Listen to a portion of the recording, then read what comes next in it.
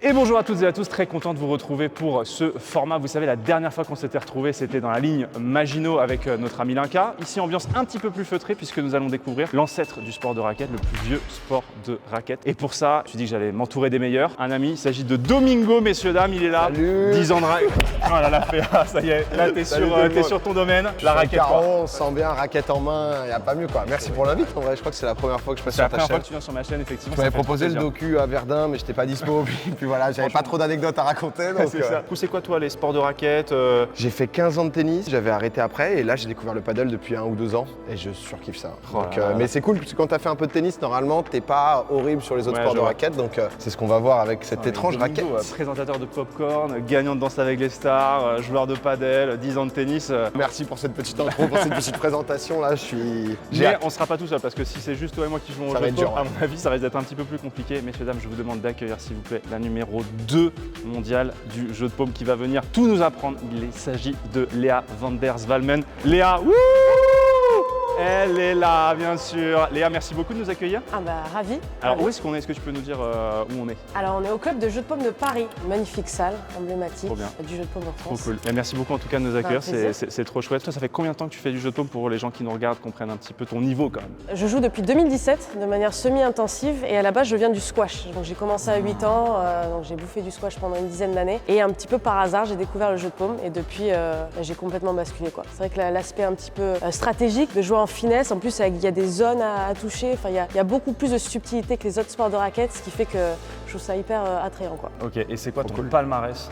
au jeu de paume? Palmarès, donc depuis 2017, numéro 1 française et numéro 2 mondiale. Mon objectif, c'est d'essayer d'aller titiller la numéro 1 mondiale, une Claire Faye, une anglaise, un petit peu la Serena Williams du jeu de paume, qui est pro, à l'inverse de moi. Moi, je suis amateur, hein, je fais ça dans mon temps libre. Alors, elle est invaincue depuis combien de temps cette... Elle n'a pas perdu en 7 depuis 2009, donc oui, j'avais entendu une dinguerie comme ça pour le coup. On est sur du gros niveau. Je vais aller la chercher, on va donner 2-3 conseils, tu vas voir, on va bosser un peu de spécifique. Voilà, je suis coach, enchanté, bonjour. Ah bah c'est bien, j'en cherchais en plus. C'est ça, c'est lui, il va tout lui apprendre. C'est lui, c'est la rencontre. Non, c'est beau d'assister à ce genre de choses. Alors le programme de cette vidéo, bon, l'idée c'est quand même que tu nous apprennes un peu le rudiment des jeux de paume. Le jeu de paume aussi c'est l'histoire. On va aussi avoir un petit quiz où on va s'affronter avec mon père, on va voir un peu lequel de nous deux connaît le mieux l'histoire du jeu de paume. Et ensuite on terminera avec un match, voir lequel a le mieux assimilé, même s'il y en a un qui part quand même avec un petit bagage. Voilà. J'ai hâte de découvrir. Juste que les gens soient au courant. C'est vrai que le coup, il y a plein de trucs, il y a plein d'inscriptions, les murs ils ont différentes formes et tout, ça a l'air trop intéressant. Clairement. Bon, avant de laisser PA aller mettre des grandes sacoches, laissez-moi vous parler de l'histoire du jeu de paume. Et parler de l'histoire du jeu de paume, c'est évoquer l'ancêtre de tous les jeux de raquettes que nous connaissons aujourd'hui, le tennis,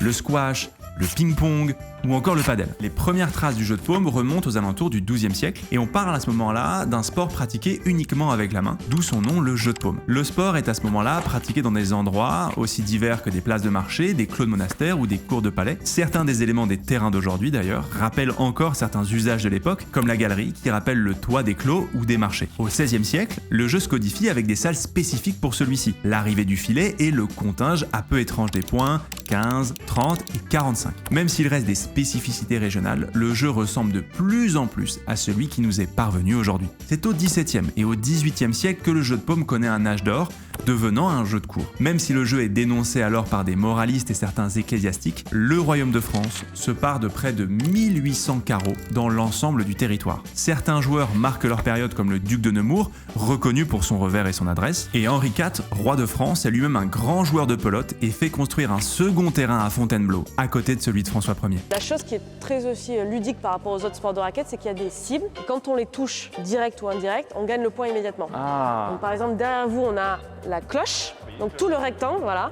Si tu fais sonner la cloche, c'est encore mieux, voilà. Ça, c'est une zone, une cible, qui vous fait marquer le point immédiatement. Ensuite, on a la grille, pareil, si on envoie dans cette encoche, direct ou avec un rebond, on gagne le point. Il y a une troisième caractéristique qui est sympa de ce côté du terrain, c'est ce plan incliné, coupé, qui s'appelle le tambour. Et là, si tu arrives à le viser, ça te fait un angle hyper chelou, très dur à ramener. Quand on est côté receveur, on n'a qu'une seule zone, qui est le grand rectangle derrière nous, qui s'appelle le dedans, mais qui est plus facile à défendre que ces deux zones-là. Donc c'est moins intéressant. Il y a une grande part de stratégie. qui fait que c'est un jeu hyper intéressant et ça se joue à n'importe quel âge.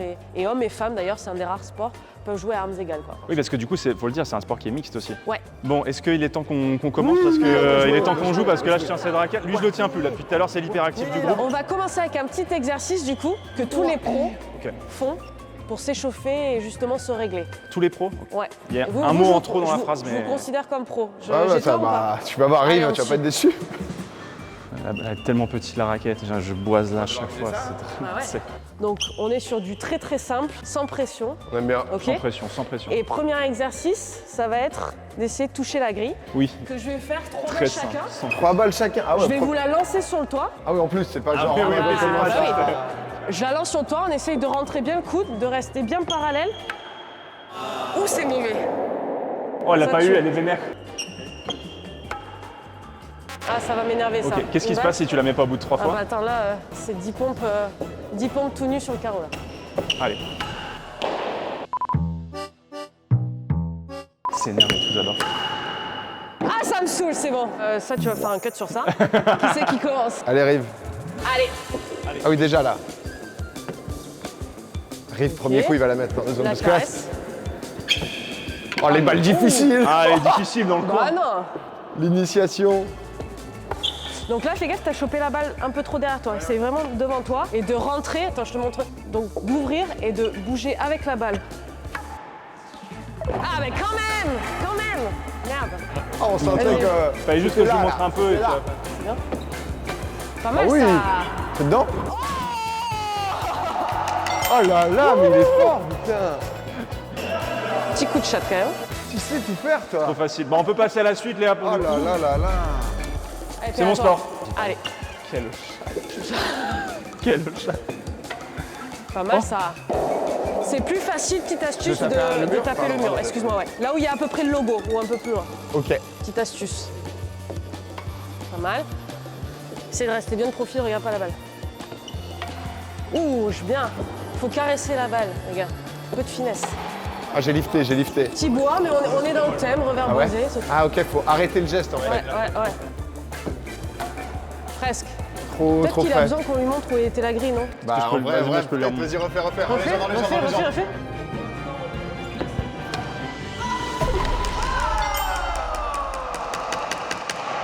2-0. T'as vu, dès que tu ouvres les épaules, ça part là-bas. Donc il faut faire en sorte que... Je sais pas quelle attitude, si je dois jouer la surprise, parce que je suis pas surpris de mon style. Ah, c'est propre ça. C'est beau. Il se rapproche.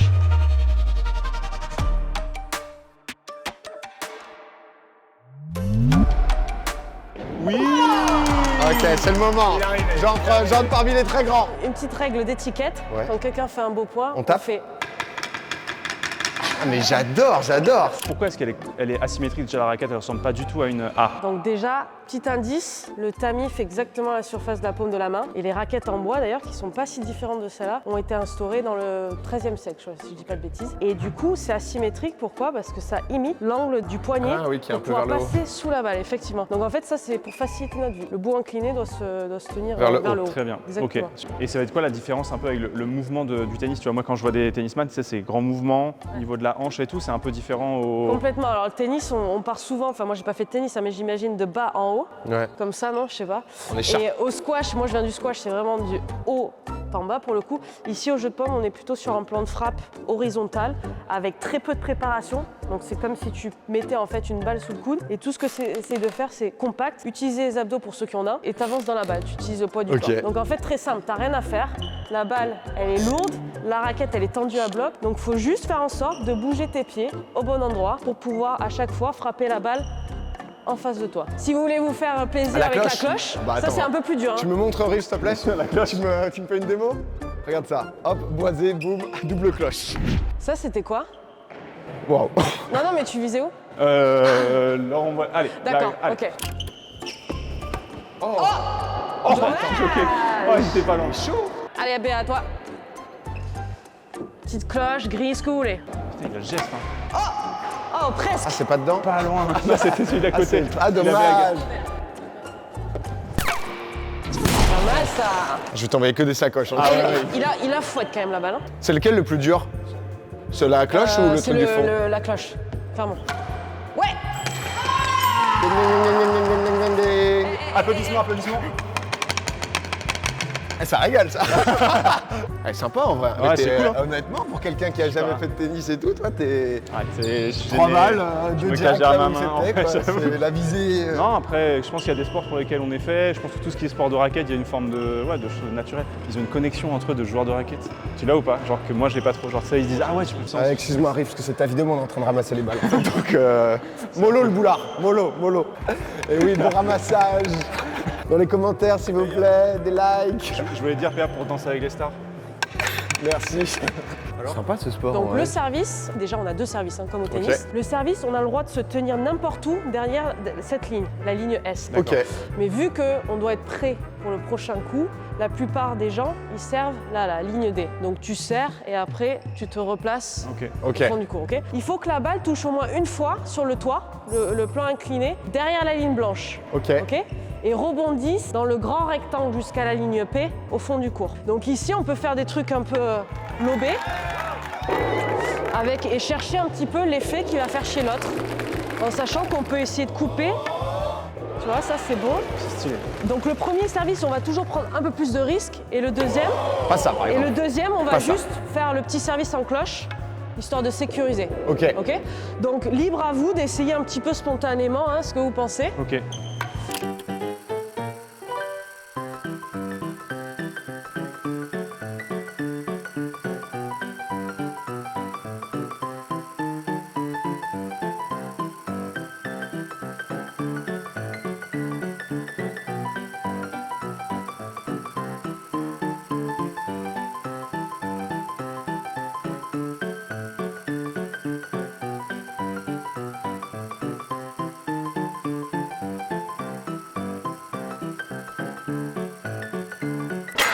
Dommage. Oh la vitre. Oh la vitre, c'est moyen. Allez, on va passer au retour de service. Tiens, PA, je voulais te dire, Ouais. par rapport à tes services tout à l'heure. Au fait, ta cloche, bravo.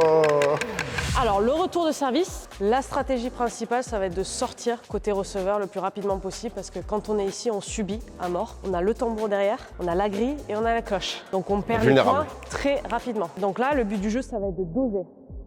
D'accord. Donc même truc, on essaie d'ouvrir la raquette, on se place bien et on bourrine pas, on la pousse dans le coin. Et si vraiment on veut faire le foufou, ça se fait moins, on va viser la zone. Ça c'est point? Ça c'est point. Ça c'est le dedans, le fameux voyait dedans. que des sacoches. Des grosses sacoches. Non, c'est pour ça que j'hésitais à le dire, parce que je suis devant un public pas très fin et subtil, mais bon voilà. Qui c'est qui commence? Je peux y aller. Vas-y, mon Rive. Allez, mon Rive. J'y vais. Boom Jack, il va nous mettre un truc du fond, lui, ce génie là.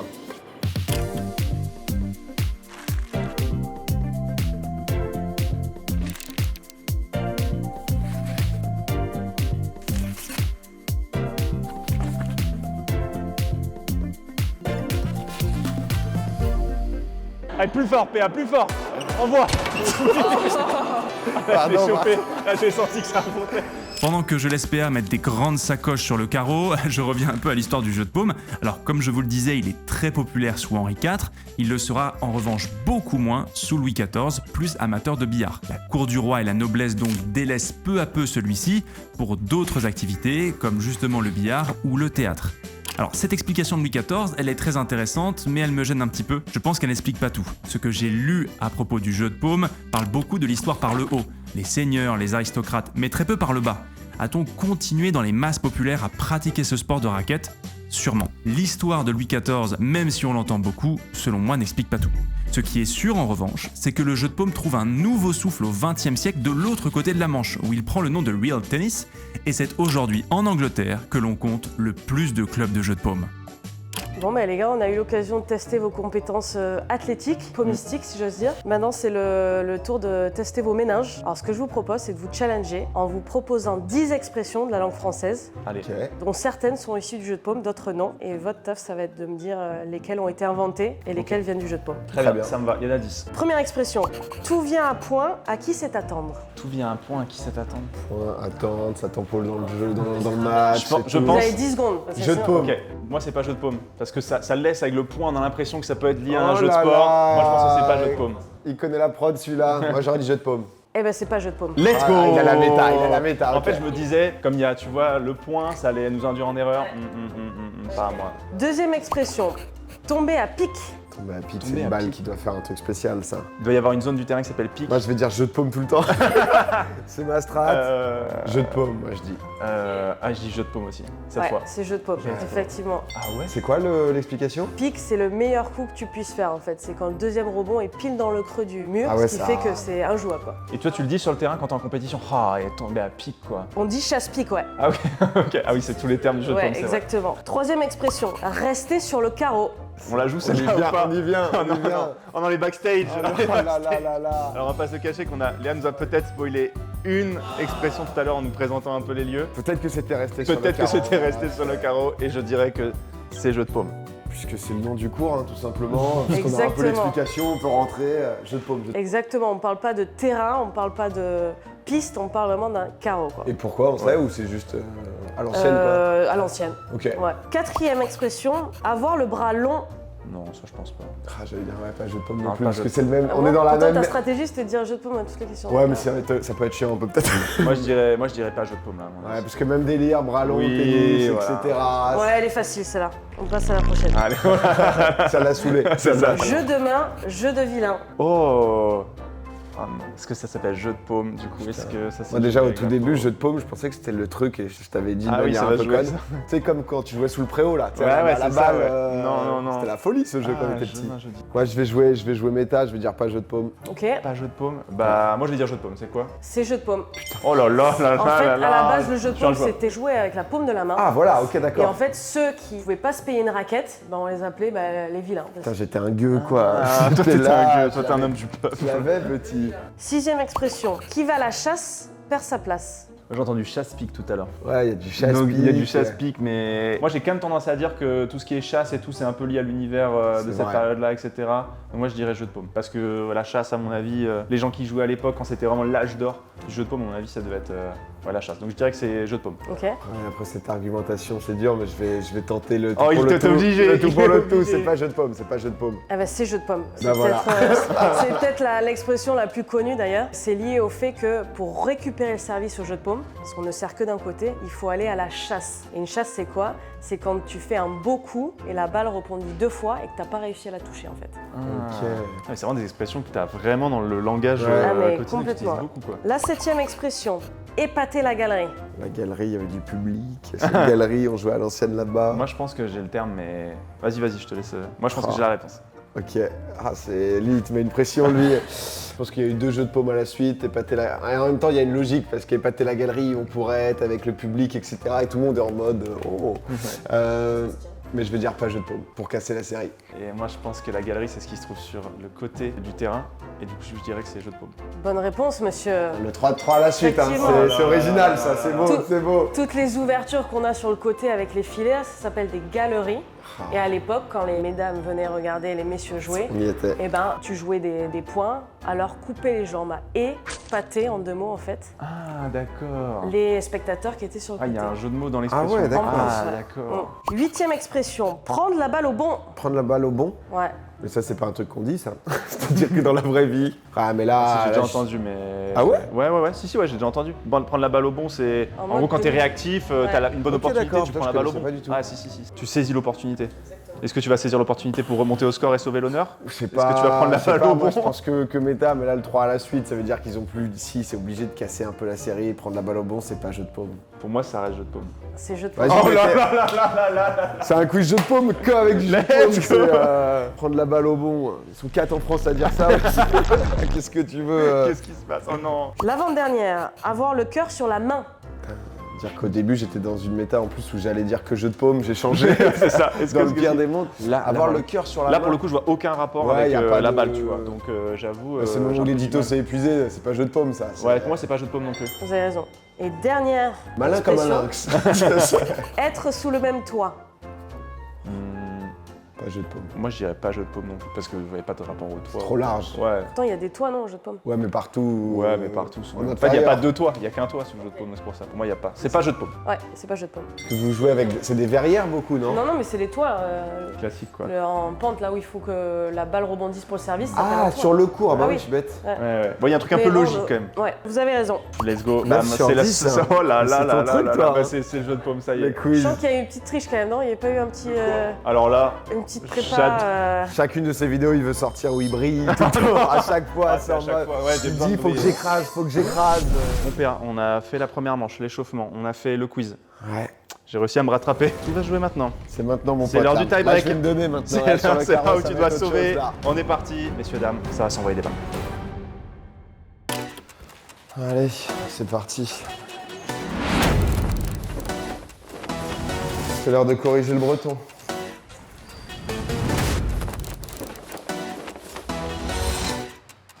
Chasse 10.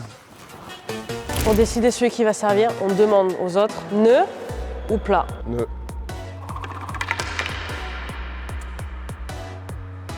Plat. Ha! On va servir. Ah ouais, Yes. d'accord, qu'en plus ça a un impact quoi. Le service, c'est vrai que. Et là, l'enjeu en double, c'est quoi là? Il faut qu'on Alors, joue sur quel joueur? La stratégie en double, tu as un joueur qui va protéger les galeries Ok. et un joueur qui va protéger le dedans et faire l'essuie-glace derrière. Soit on fait droite-gauche. Très bien. Moi, je peux faire à droite, je pense, à mon avis. On est chaud, on va essayer de l'agresser. On va essayer de venir sur lui, sur son coup droit. Il a un coup droit assez faible, il a un très très bon revers par contre. Dans le jeu assez classique, ça me toute. Et bonne chasse, hein.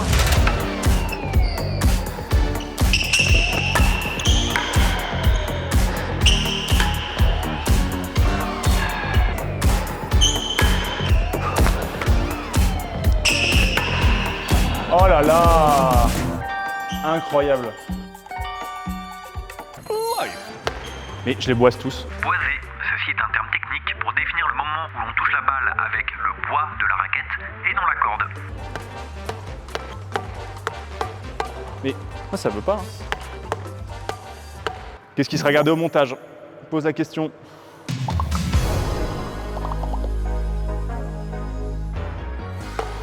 Vas-y, recule. Bien servi ça. 1-0. Allez. Voilà, recule. Oui. Oui. Oh. J'ai pas su quoi faire. Pardon. Excuse-moi. Pardon. Excusez-moi, j'ai eu un mauvais réflexe de footballeur. Je vois la balle, j'ai envie de la contrôler poitrine. C'est dramatique.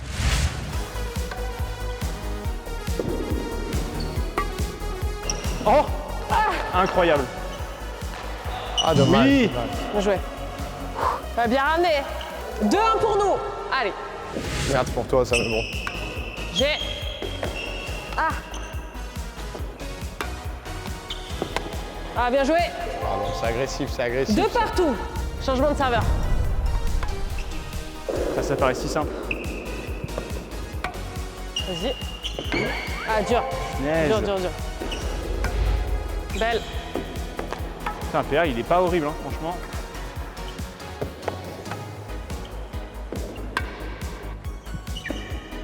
Super Oui, ça. Maurice. Vas-y, recule. Oh le bâtard! Oh le joueur de padel! 4-2. Punaise, viens.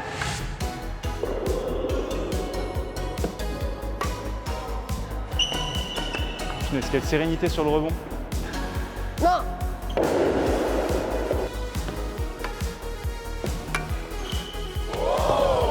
Ah, il est dur. Bien Ah, mais joué. là, dans ce coin-là, là.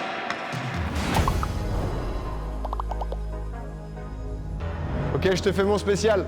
Vas-y, j'attends. I'm ready.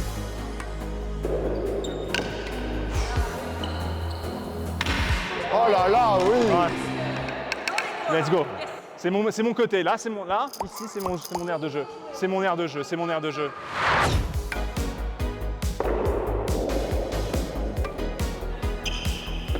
Bravo, bien joué. Est-ce que... Ok. Je me suis tourné. Oh oui. J'ai. Non! Je me fais humilier sur ma chaîne, en direct live. Dernier point, dernier point. Dernier point.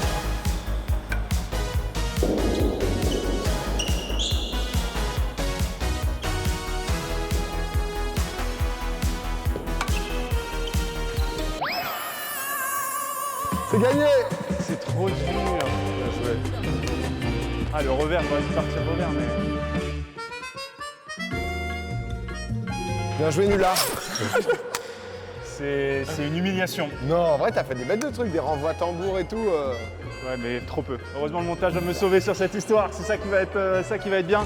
Merci beaucoup tout le monde. J'espère que cette vidéo vous a plu à la découverte du jeu de paume. C'était l'occasion de parler de sport et de parler d'histoire. Et j'espère que vous êtes divertis et que vous avez aussi appris des choses. Merci beaucoup Léa d'avoir été notre instructrice. J'espère que tu as passé un bon moment. Ah, c'était génial. Franchement, ravi. Vous étiez au top tous les deux. Et si toutes les initiations pouvaient être aussi amusantes, franchement, ce serait génial. Ah, trop bien. Trop cool. Merci beaucoup en tout cas. Merci pour ton temps. Prochain tournoi, c'est à peu près quand? J'ai encore un tournoi, Coupe de Bordeaux fin mi-juin. Et après, l'Open de France fin septembre ici. Ici, l'Open de France, bien sûr. Un qui ne sera pas à l'Open de France, mais il sera aussi à Roland. C'est évidemment mon cher PA. Oh là là, la transition, il est délicieux. Merci beaucoup PA d'être venu. C'est la première fois que tu viens sur la chaîne YouTube. Plaisir, mon frère. Trop content d'être venu, trop content d'avoir essayé le jeu de paume. J'ai trop kiffé, donc merci beaucoup. C'était un plaisir. Franchement, c'était trop bien. Et t'avais le petit truc, toi. C'était vraiment. J'ai essayé de respecter. Évidemment, PA, vous le retrouvez sur YouTube, sur Twitch, évidemment, vous le savez. Merci beaucoup Vincent aussi qui a été là pour échanger quelques balles. Avec plaisir. Pour le double. Je propose qu'on finisse quand même avec quelque chose. À l'ancienne, hein. N'hésitez pas, n'oubliez pas de vous abonner. Et tous ceux qui s'abonneront,